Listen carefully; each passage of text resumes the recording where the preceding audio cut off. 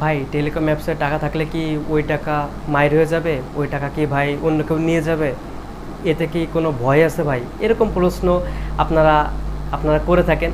তো বিষয়টা হচ্ছে যে এই টেলিকম অ্যাপসে প্রচুর পরিমাণ আপনার সুরক্ষা কবচ আছে, সুরক্ষা সুরক্ষা দেওয়া হয়। তার কারণে এখানে আপনার পাসওয়ার্ড থাকে, পিন নাম্বার থাকে, তারপরে আপনার টু স্টেপ করা যায়।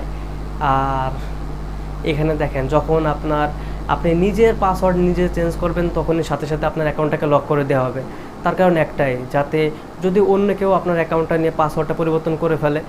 তো এই জন্যই মূলত হচ্ছে এত ধরনের সিকিউরিটি রাখা হয়েছে। পরবর্তীতে আপনার অ্যাডমিনকে জানাইতে হবে, জানানোর পরে সে আপনার ঠিক করে দেবে আপনার অ্যাকাউন্টটা।